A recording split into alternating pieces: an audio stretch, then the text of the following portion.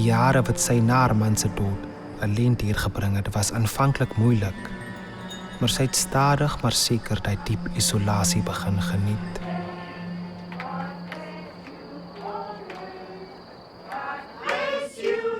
Eens het sy haar familie verwyd.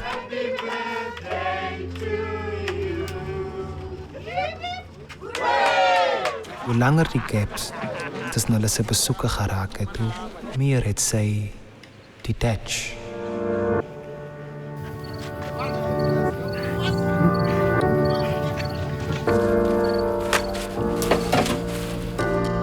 Weet hulle lewens is in haar hande. Sy besluit wie lewe, wie sterf, wie word geslag na geslag om eventually op haar bord op te eindig. Hoe kan mama goed nog geld verwag van die army van papi wat in die Tweede Wêreldoorlog gedinge sit? Dit gaan oor meer as net geld. Dit gaan oor die herstel van die eer van die wat alles gegee het. Mama is nou al 80 jaar. Mama hoeft meer so te sukkel, man.